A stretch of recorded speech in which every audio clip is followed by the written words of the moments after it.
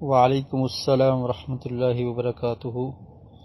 پوچھتے ہیں کہ اولاد کی تربیت کیسی کی جائے، اس پر مختصر روشنی ڈالیے۔ سب سے پہلی بات یہ ہے کہ ہر انسان کو اپنی اولاد کی تربیت کرنی چاہیے،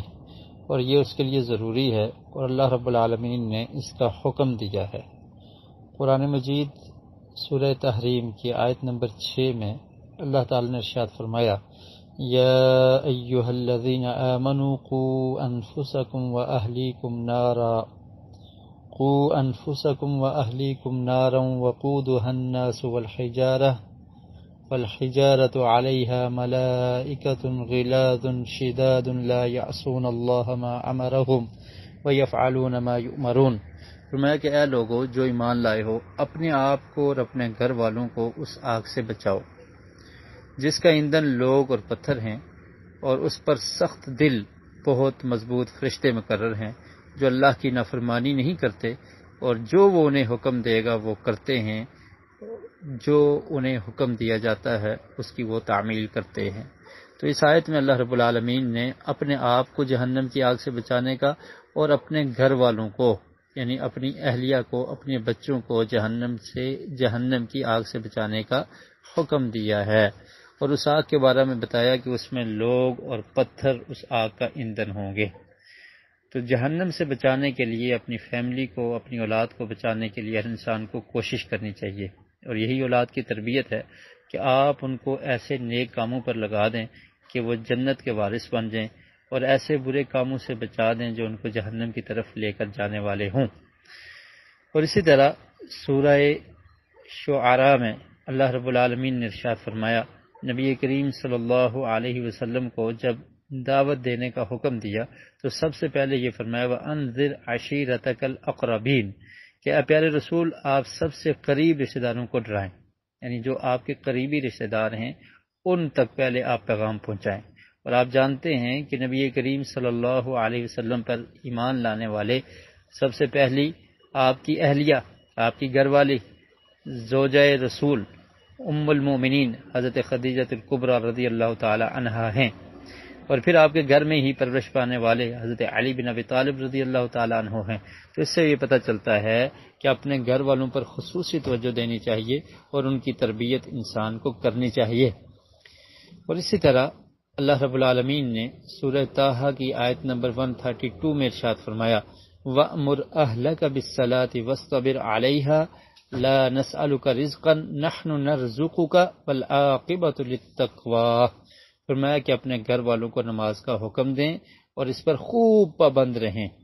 یعنی اپنے گھر والوں کو نماز کا حکم دیں۔ یہ بچوں کی تربیت ہے، یہ گھر والوں کی تربیت ہے۔ ان کو برے کاموں سے بچانا ہے، نیکی پر لگانا ہے، ان کو جہنم کی آگ سے بچانا ہے، ان کو دین سمجھانا ہے، ان کو توحید سمجھانی ہے، ان کو اسلام سمجھانا ہے، ان کو قرآن کی تعلیم دینی ہے، ان کو حدیث کا علم سکھانا ہے، اور ان کو نماز کا پابند بنانا ہے۔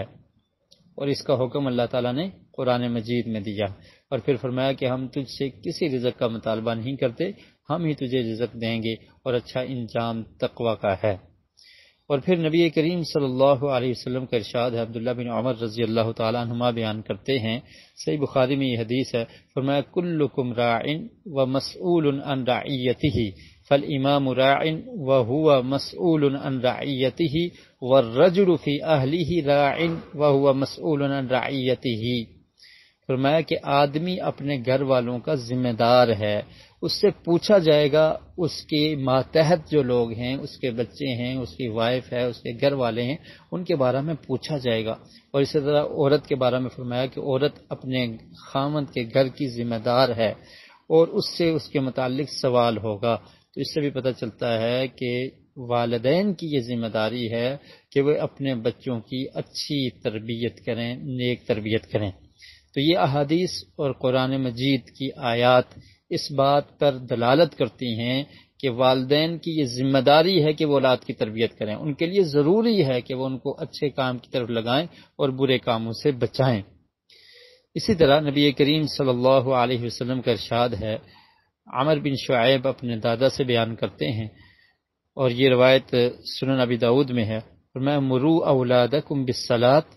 کہ آپ اپنے بچوں کو نماز کا حکم دو، اللہ کے رسول نے کیا فرمایا کہ بچوں کو نماز کا حکم دو، وَهُمْ أَبْنَاءُ سَبْعِ سِنِينَ، جب وہ 7 برس کے ہو جائیں تو انہیں نماز کا حکم دو، وَاضْرِبُوهُمْ عَلَيْهَا، اور پھر ان کی پٹائی کرو اگر وہ پھر بھی نماز نہیں پڑھتے، وَهُمْ أَبْنَاءُ 10، جب وہ 10 برس کے ہو جائیں، وَفَرِّقُوا بَيْنَهُمْ فِي الْمَضَاجِعِ، اور ان کے بستروں کو علیحدہ علیحدہ کر دو۔ تو اس میں بھی تربیت اولاد کا حکم ہے۔ تو اولاد کی تربیت میں کچھ چیزیں میں مختصر عرض کر دیتا ہوں۔ سب سے پہلی چیز یہ ہے جو اولاد کو سکھانی ہے وہ اللہ کی پہچان ہے، اللہ کی وحدانیت، اللہ کی توحید کا علم، یہ اپنی اولاد کو سکھانا ہے۔ ان کو بتانا ہے کہ ہمارا خالق، ہمارا مالک، ہمارا رازق، رزق دینے والا، زندگی اور موت کا مالک، سب کچھ عطا کرنے والا، ہمیں پالنے والا وہ اللہ رب العالمین ہے، اور ہم نے صرف اور صرف اسی کی عبادت کرنی ہے۔ یہ تعلیم بچوں کو دینا یہ والدین کی ذمہ داری ہے، اور اس طرح سے بچوں کی تربیت کرنی ہے۔ پھر بچوں کو عبادت کا طریقہ سکھانا ہے، نماز پڑھنے کا طریقہ، روزہ رکھنے کا طریقہ، اور یہ جو حدیث آپ نے سنی، اللہ کے رسول نے فرمایا کہ 7 برس کے ہو جائیں تو انہیں نماز کا حکم دو۔ یعنی اس سے یہ معلوم ہوتا ہے کہ بچے کی عمر جب 7 برس کی ہو تو والدین نے اس کو نماز پر لگانا ہے۔ جب والدین خود بے نمازی ہوں گے تو بچے کیسے نمازی بنیں گے؟ جب والدین نماز نہیں پڑھیں گے تو بچوں کو نماز پڑھنے کی عادت کیسے پڑے گی؟ تو تربیت کے لیے یہ بھی ضروری ہے کہ انسان خود ٹھیک ہو جائے، بچے آپ کو فالو کریں گے، آپ کی پیروی کریں گے، آپ کو دیکھ کر چلیں گے، آپ کو اپنا آئیڈیل سمجھیں گے۔ تو بچوں کی تربیت کے لیے والدین کا نمازی ہونا، اور پھر اگر والدین نمازی ہیں تو بچوں کو بھی نماز کی طرف لگائیں۔ اور اس سے یہ بھی معلوم ہوتا ہے کہ 7 برس کی عمر میں بچے کو نماز کا طریقہ سکھانا چاہیے، اسے نماز کے فرائض اور رواتب جو سنن ہیں وہ بتانی چاہیے، قرآن مجید کچھ یاد کروانا چاہیے کہ تاکہ وہ نماز میں پڑھ سکے۔